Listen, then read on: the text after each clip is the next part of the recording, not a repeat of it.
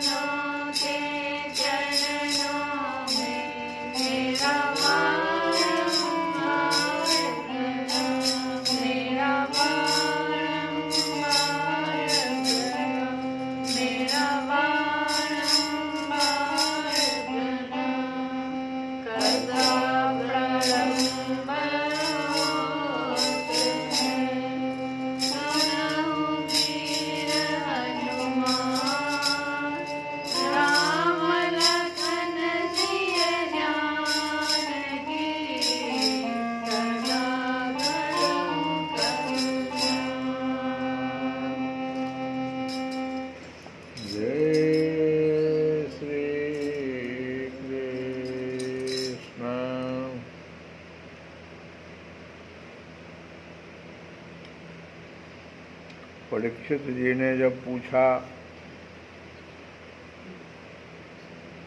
कि भगवान के शक्ति तो अनंत है, लीलाएं भी उनकी अनंत हैं, अब हमें कुछ दूसरी लीला भी सुनाइए जो अभी तक हम नहीं सुने हैं।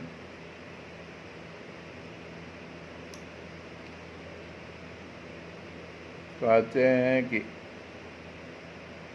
ऐसा कौन सा रसिक रस का विशेषज्ञ पुरुष होगा जो बार बार पवित्र कीर्ति भगवान श्री कृष्ण की मंगलमयी लीलाओं का श्रवण करके भी उनसे विमुख होना चाहेगा। जो वाणी भगवान के गुणों का गान करती है वही सच्ची वाणी है।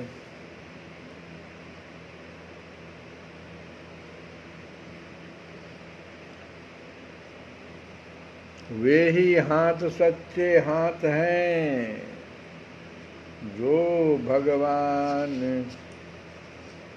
की सेवा के लिए काम करते हैं। कान दिए हरि भजन सुनन को, कान दिए हरि भजन सुनन को, तू मुख से कर गुण गान, खिलौना माटी का। जिह्वा दे हरि भजन करन को, जिह्वा दे हरि भजन करन को, जे आँखी कर पहचान, खिलौना माटी का। अरे शीश दिया गुरु चरण झुकन को, शीश दिया गुरु चरण झुकन को। और हाथ दिए करो दान, खिलौना माटी का। यही बात परीक्षित जी कह रहे हैं कि वे ही हाथ सच्चे हाथ हैं जो भगवान की सेवा के लिए काम करते हैं। जो वाणी भगवान के गुणों का गान करती है वही सच्ची वाणी है। वही मन सच्चा मन है जो चराचर प्राणियों में निवास करने वाले भगवान का स्मरण करता है। और वे ही कान वास्तव में कान कहने योग्य हैं जो भगवान की पुण्यमयी कथाओं का श्रवण करता है। वही सिर है जो चराचर जगत को भगवान की चल अचल प्रतिमा समझकर नमस्कार करता है। और जो सर्वत्र भगवत विग्रह का दर्शन करते हैं वे ही नेत्र वास्तव में नेत्र हैं। शरीर के जो अंग भगवान और उनके भक्तों के चरणोदक का सेवन करते हैं वे ही अंग वास्तव में अंग हैं। सच पूछिए तो उन्हीं का होना सफल है। सूत जी कहते हैं, कथा कई जगह चल रही है। सूत जी शौनक जी के बीच में, सुखदेव जी परीक्षित जी के बीच में। तो सूत जी कहते हैं कि शौनकादि ऋषियों, जब राजा परीक्षित ने इस प्रकार प्रश्न किया तब भगवान श्री सुखदेव जी का हृदय भगवान श्री कृष्ण में ही तल्लीन हो गया। उन्होंने परीक्षित से इस प्रकार कहा। श्री सुखदेव जी ने कहा कि परीक्षित, अब तुम एक ऐसी कथा सुनो जो एक गरीब ब्राह्मण से संबंधित है। और यह कथा भक्ति को बढ़ाने वाली है। एक ब्राह्मण भगवान श्री कृष्ण के परम मित्र थे। वे बड़े ब्रह्मज्ञानी, विषयों से विरक्त, शांत चित्त और जितेंद्रिय थे। वे गृहस्थ होने पर भी किसी प्रकार का संग्रह परिग्रह न रखकर प्रारब्ध के अनुसार जो कुछ मिल जाता उसी में संतुष्ट रहते थे। उनके वस्त्र तो फटे पुराने थे, उनकी पत्नी के भी वैसे ही थे। वह भी अपने पति के समान ही भूख से दुबली हो रही थी। एक दिन दरिद्रता की प्रतिमूर्ति दुखिनी पतिव्रता भूख के मारे कांपती हुई अपने पतिदेव के पास गई और मुरझाए हुए मुंह से बोली कि भगवान, साक्षात लक्ष्मीपति भगवान श्री कृष्ण आपके सखा हैं। वे भक्त वांछल कल्पतरु शरणागत वत्सल और ब्राह्मणों के परम भक्त हैं, परम भाग्यवान आर्यपुत्र। इसलिए आप परम भाग्यवान हो गए, क्योंकि भगवान ही आपके सखा हैं। तो आप परम भाग्यवान आर्यपुत्र, वे साधु संतों के सत्पुरुषों के एकमात्र आश्रय हैं भगवान।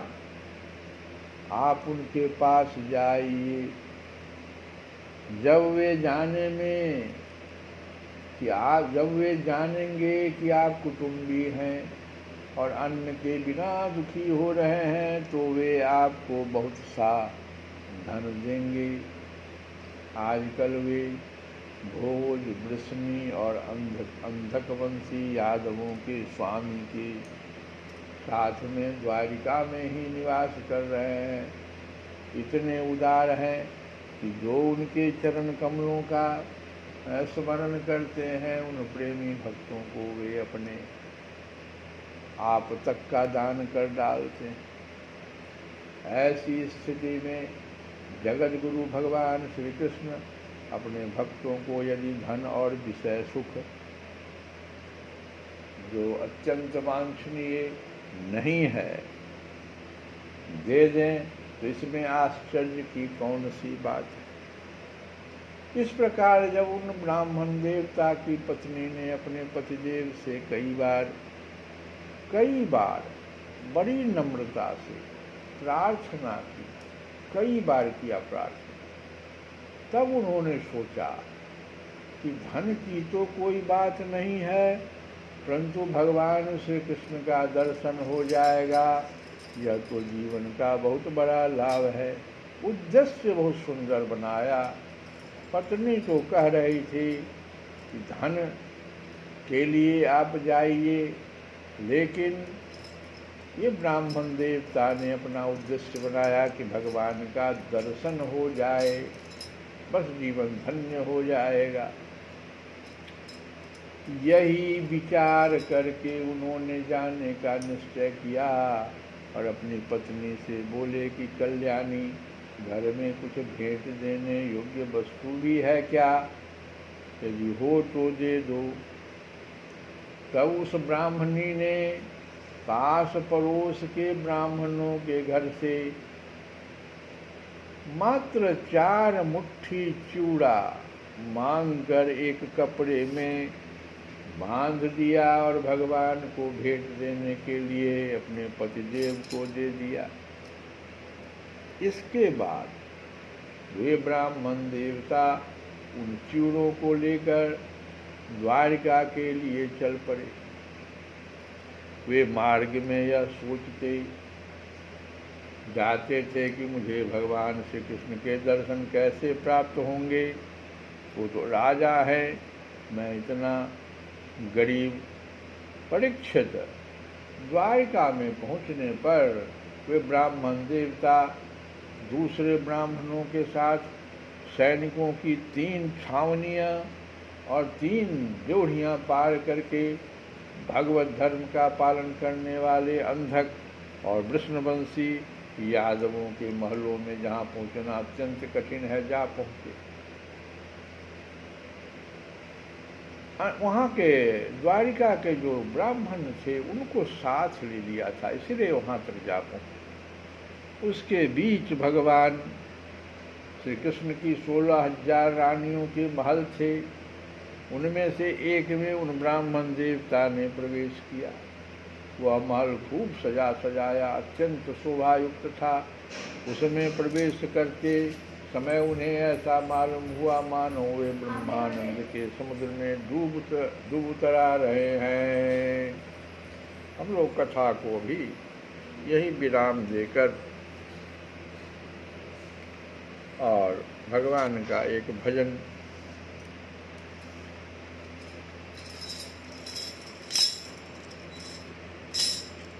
अवध बिहारी हो कनक बिहारी हो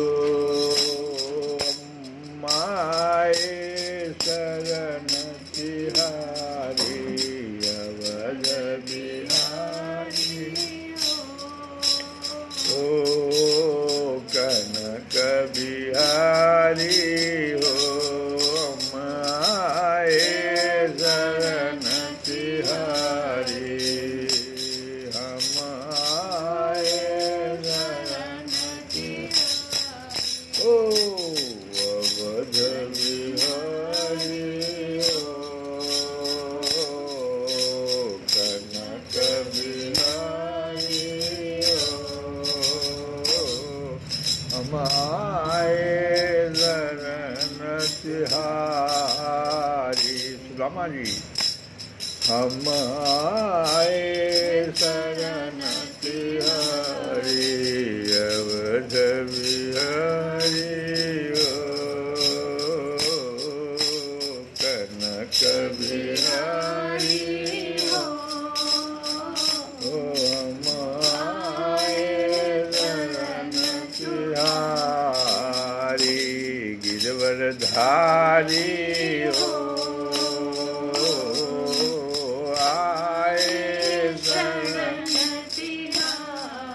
हरि गिरवरधारी हो आए शरण तिहारी हो महापात की राय जामिल महापात की राय उसे मिला सुरधाम महापात की राय जामिल महापात की राय जामिल महापात की से मिला सुरधाम नारायण आ गए लिया जब नारायण आ गए लिया जब पुत्र का अपना नाम पुत्र का पुत्र का नाम संकट हारी हो गिरिवरधारी हो आए शरण तिहारी हो आए शरण तिहारी अवध बिहारी हो कनक बिहारी हो आए शरण तिहारी हो गजेंद्र मोक्ष की कथा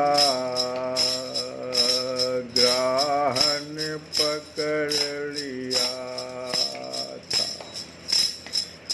जब जल में गजराज ग्राह में योध हुआ घन घोर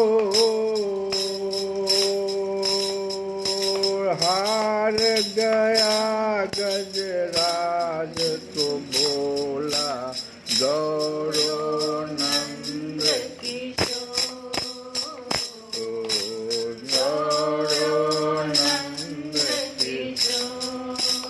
जब जल में गजराज ग्राह में, जब जल में गजराज ग्राह में, युद्ध हुआ घन घोर,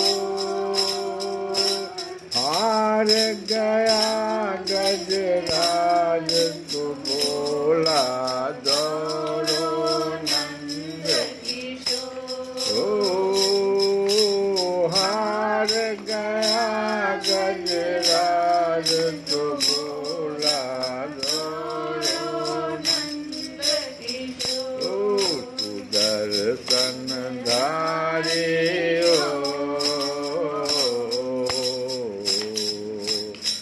दर्शन धारी हो, आए शरण हारी गिरिवर धारी हो, आए शरण। अब देखो हिरण्यकश्यप की कथा। हिरण्याकुश जब प्रहलाद को बांधा, हिरण्याकुश प्रहलाद को बांधा, खम्बे के साथ। हिरण्याकुश प्रहलाद को खम्बे के साथ। तब बोला प्रहलाद कहाँ तो आओ दीनानाथ, हो आओ दीनानाथ। हो कृष्ण हितकारी हो, आए शरण महिमा बिहारी हो,